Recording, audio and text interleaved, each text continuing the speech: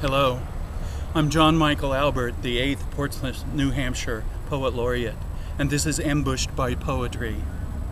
Ambushed by Poetry is a project to surprise people with poems in unexpected public places throughout Portsmouth. We're standing here in the backyard of the Warner House with a great view of their 18th century garden, and behind me is St. John's Church, a pre-Revolutionary War church.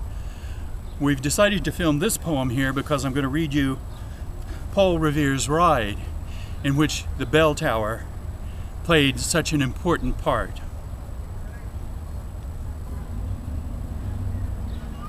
Henry Wadsworth Longfellow's poem, Paul Revere's Ride. Listen, my children, and you shall hear of the midnight ride of Paul Revere. On the 18th of April in 75, hardly a man is now alive who remembers the famous day and year.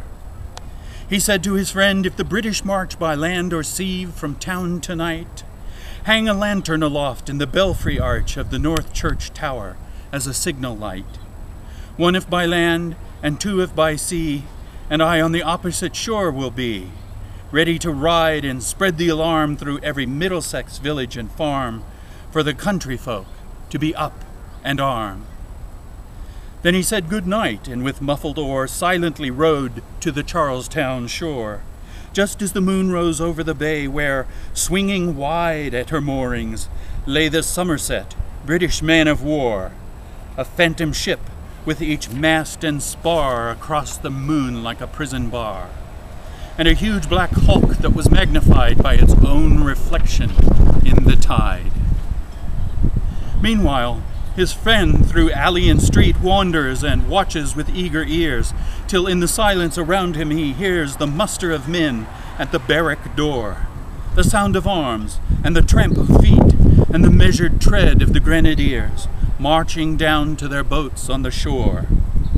Then he climbed the tower of Old North Church by the wooden stairs with stealthy tread to the belfry chamber overhead, and startled the pigeons from their perch on the sombre rafters, that round him made masses and moving shapes of shade, by the trembling ladder, steep and tall, to the highest window in the wall, where he paused to listen and look down a moment on the roofs of the town, and the moonlight flowing over all.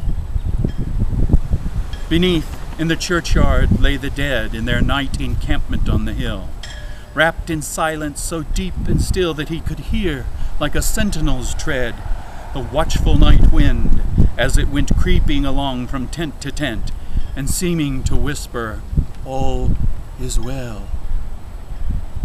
A moment only he feels the spell of the place and the hour, and the secret dead of the lonely belfry and the dead.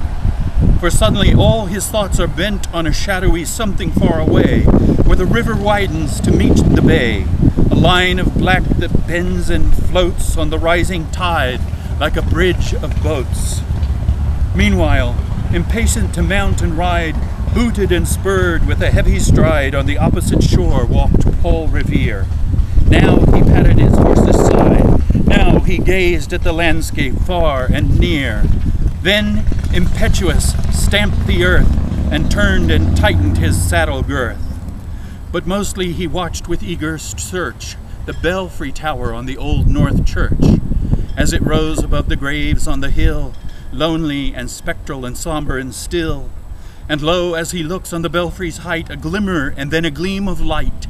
He springs to the saddle, the bridle he turns, but lingers and gazes, till full on his sight a second lamp in the belfry burns. A hurry of hoofs in a village street, a shape in the moonlight, a bulk in the dark, and beneath from the pebbles, in passing, a spark struck out by a steed, flying fearless and fleet. That was all, and yet, through the gloom and the light, the fate of a nation was riding that night, and the spark struck out by the steed in its flight kindled the land into flame with its heat.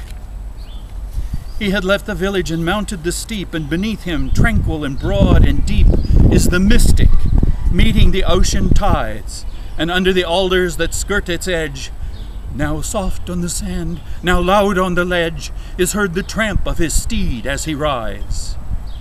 It was 12 by the village clock when he crossed the bridge into Medford town. He heard the crowing of the cock and the barking of the farmer's dog, and felt the damp of the river fog that rises after the sun goes down. It was 1 by the village clock when he galloped into Lexington. He saw the gilded weathercock swim in the moonlight as he passed, and the meeting house windows, black and bare, gaze at him with a spectral glare, as if they already stood aghast at the bloody work they would look upon. It was 2 by the village clock when he came to the bridge in Concord town. He heard the bleating of the flock and the twitter of birds among the trees, and felt the breath of the morning breeze blown over the meadow brown. And one was safe and asleep in his bed who, at the bridge, would be first to fall, who that day would be lying dead, pierced by a British musket ball. You know the rest. In the books you have read how the British regulars fired and fled, how the farmers gave them ball for ball from behind each fence and farmyard wall, chasing the redcoats down the lane, then crossing the fields to emerge again under the trees at the turn of the road, and only pausing to fire and load. So through the night rode Paul Revere, and so through the night went his cry of alarm to every Middlesex village and farm, a cry of defiance and not of fear, a voice in the darkness, a knock at the door, and a word that shall echo for evermore. For born on the night wind of the past, through all our history to the last, in the hour of darkness and peril and need, the people will waken and listen to hear the hurrying hoofbeats of that steed and the midnight message of Paul Revere. Thank you very much for listening. On the end of this tape, Mike is going to pan up to the tower of St. John's Church here in Portsmouth to make sure that you can imagine how it must have looked like when the 2 lanterns were signaled from that tower in Boston. Ambush by Poetry is sponsored by the Portsmouth Poet Laureate Program. You can find more information about the program and the project on their webpage at pplp.org. I would like to thank Mike Nelson, my cameraman and IT guy, for his generous donation of time and resources to this project. Poetry is everywhere. How'd we do, Henry? Great. Great. Onwards and upwards to the bell tower.